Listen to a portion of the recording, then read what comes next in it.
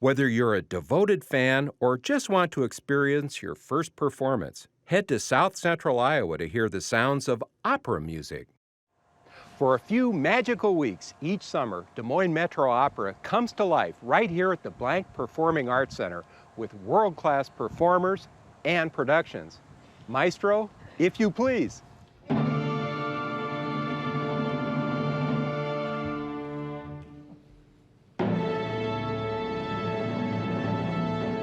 I'm watching part of Don Giovanni by Wolfgang Amadeus Mozart. From the first note, I'm transported back to 17th century Spain, where the title character, Don Giovanni, disregards the happiness of others to get what he wants in life.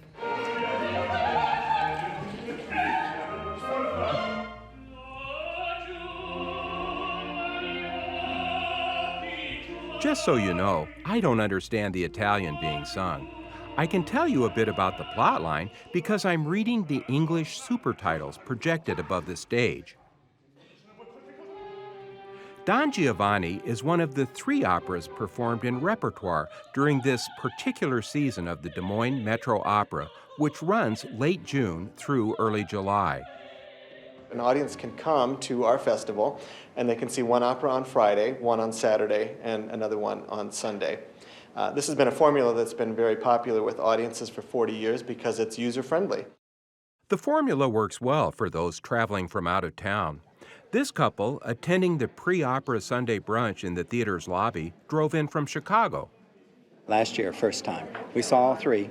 We came for a long weekend and saw all the performances, and we're doing the same thing this season. The quality was the thing that brought us back. We've been to the lyric and also the math and stuff. You're a little bit backward. Here you can see their eyes and their facial expression and stuff like that, which is really very special.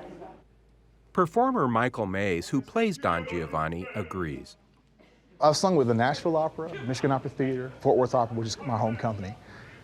And you go into this theater, and instead of the action happening 60, 80, 100, 200 feet away from you, it's happening 3, 4 feet away from you. The orchestra is in the middle of the stage, under the ground. There's not another place in America that's got a stage like that. The orchestra pit may be unique, but it wasn't worry-free for Michael on opening night, when he said a wardrobe malfunction impaired his vision during a sword fight. It was weird. So I get out there and the mask slides up over my eyes like this. So I'm doing the sword fight blind. Oh my gosh, completely blind. Over a pit, you know? Luckily, he and the other performers had rehearsed enough to get through the entire opera without incident.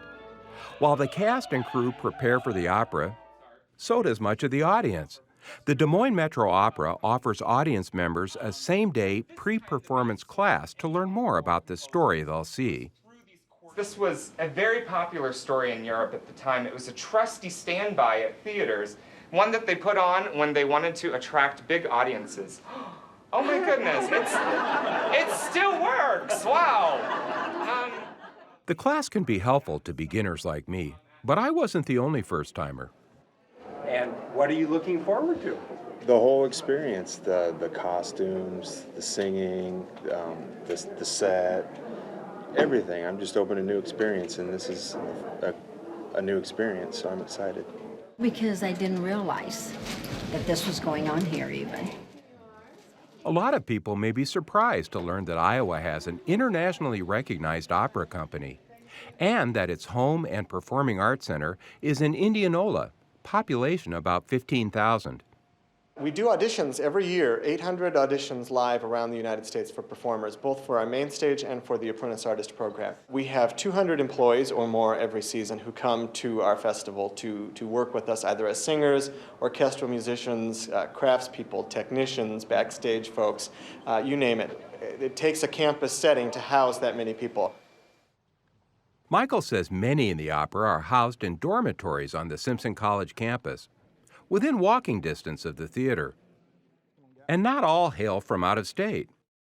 Milford, Iowa native John Moore played Eugene Onegin in Tchaikovsky's opera about a selfish hero who lives to regret his rejection of a young woman's love. His carelessness leads to a fatal duel with his best friend. I came to opera because I had wonderful music training in Iowa high school. Luckily, I had some really wonderful advice as a kid about singing, and I carried that through until now. And now I've been very fortunate to have what is amounting to a pretty solid beginning of my career. You have a fantastic set of singers at the beginning of their careers.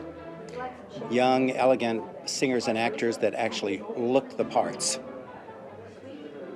Your Gino Nagin on Friday night, perfect example. You could actually believe that they were late teenage or early 20s. Some of our more famous alums include people like Lauren Flanagan, Tae Kyung Hong, Raimonda Cheto, folks like that who are very well known in the opera industry who got their start here in the middle of Iowa as opera singers. Wow, that's an impressive list.